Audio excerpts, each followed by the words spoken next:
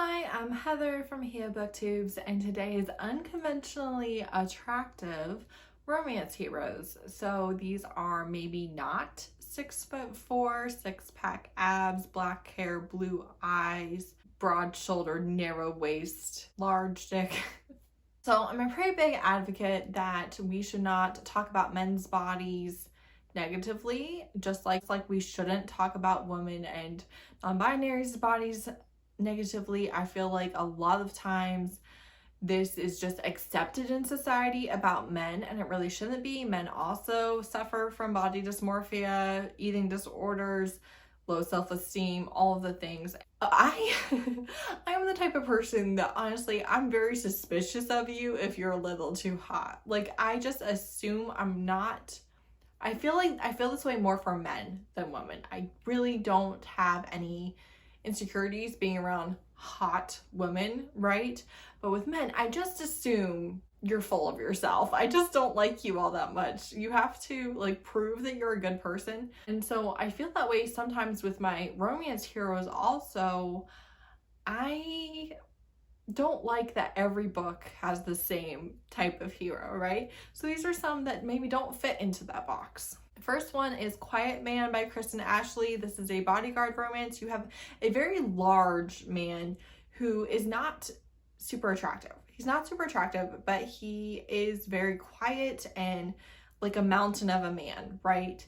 And he is assigned to protect this stripper who has some pretty awful threats against her. It's interconnected to Rock Chicks and the Dream Man series and Dream Team, all of that. This is connected, but you can absolutely read it as a standalone. So he is used to people being scared of him and not liking the way that he looks. And another thing I like about this is our main character is very happy and proud to be a stripper. She's great at it. She has fake boobs. She's not ashamed of that. She's happy with it. I really liked that as well.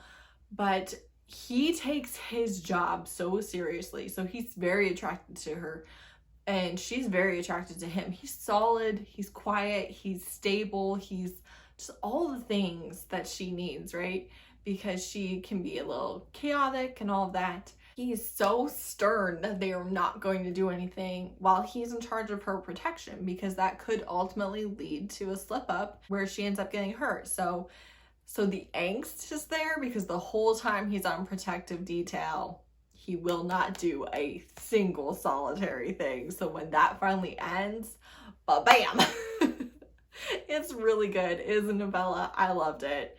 He is one who I can immediately tell you off the top of my head, a unconventionally attractive hero that I am like, oh, that works for me. Next one is Hefty by Jessa Kane. This is a high school romance. I don't see characters in my mind like at all, so these don't really bother me, but you know, they might you. This is another novella and it is best friend's older brother, and the best friend knows that her best friend likes her older brother, but she does not know that her older brother likes her best friend. So she's very on board with their relationship. That's not a conflict at all. He is a linebacker on his high school football team. She's a cheerleader. He's overweight.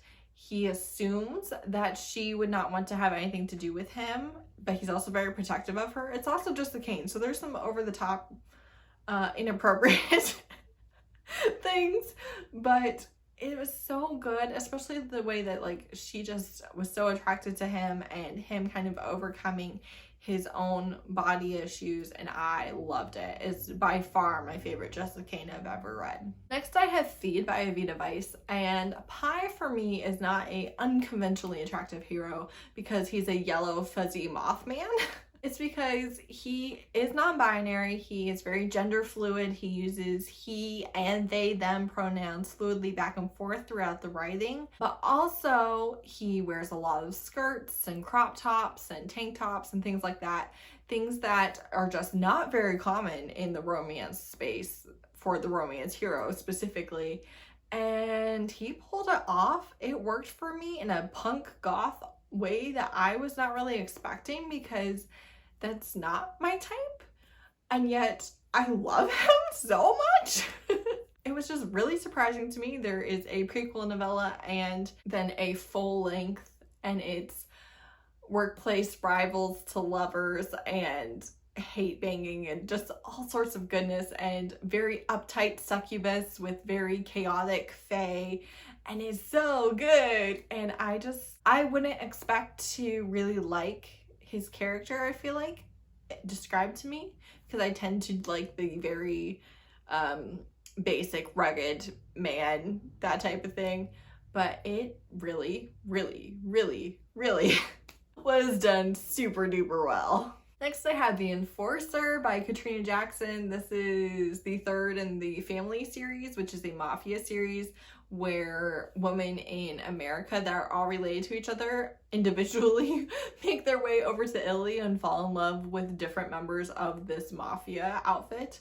And this one kind of brings everybody to a head. All three of the women face each other, and you have a hero and a main character who are both bigger, who do not ever want children. You have a submissive hero and a main character who really likes public displays of affection. I loved them. I loved their appreciation for each other as well. I have not read the final book, The Dawn. I really need to.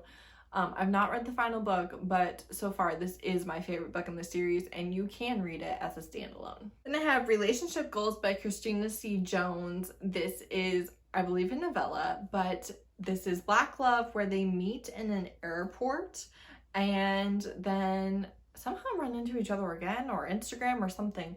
But our hero has a chronic illness, and that chronic illness really can affect his day-to-day life and can leave him very weak and very, in need of care, in need of hospitalization, all these things. And I don't think that we see that very much. I think that often if we do see a disabled hero, it's because he lost a leg or something like that. It's not he's sick, right? So I'm not comparing, traumas or any of those things, but I think this is the only hero that I've read that had a chronic illness. I really liked how seriously he took it, and how much he told our main character, hey, you might think that you can handle it, but I'm telling you that it is a lot.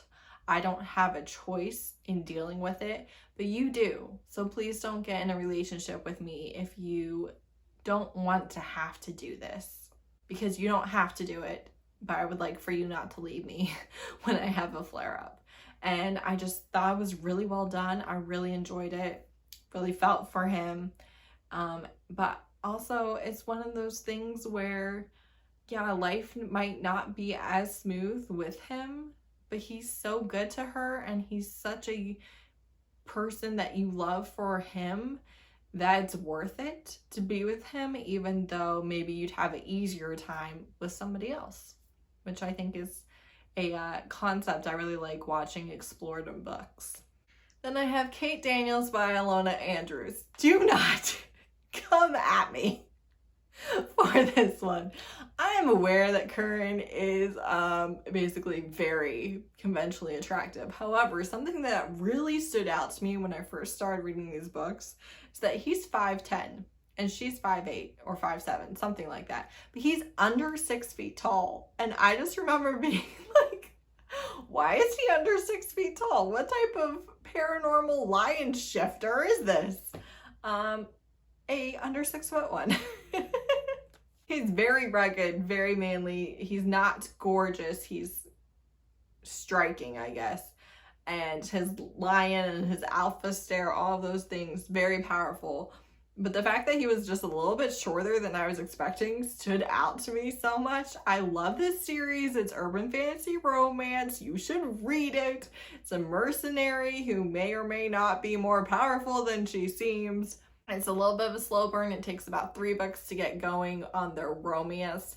I don't even care. And you know how much I love my romance focused everything. It's so good. The banter, the enemies to lovers, the I don't trust you. Oh, it's so good. It's definitely like enemies to allies, to I'm attracted to you, to lovers. It's so good. It's so good. It's the best. You should read it. And then lastly, I have one that is not out yet, that I have not read yet, but that is an anticipated release for me and I really want to bring to your attention. That is the Stand Up Groomsman by Jackie Lau. This is coming out in October. And it will be traditionally published. I really like Jackie Lau. I've read many of her books, really enjoy them. And this is a 5'6" Asian fat hero, and I'm super excited for it. Both the main character and the hero are 5'6". My husband and I are both 5'6", and things work well.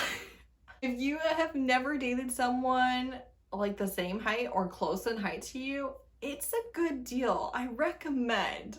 It's severely underappreciated in our society. Things line up really well, and that's just where I'm gonna leave that. I'm really excited for this, like very excited for it. I think that is going to be great. She always has humor and steam and family in her books, and a lot of food as well. And I am really looking forward to it. I'm very excited to see these two 5'6" characters, and I like that he's fat as well. Like, I like it. Give it to me. So that's it. Those are my unconventionally attractive romance hero specific romance recommendations. I would love if you would give me any recommendations you have where you're like, this character was not described as conventionally attractive, but they worked for me in a big way. I would love to hear about it. Thanks so much for watching. Bye.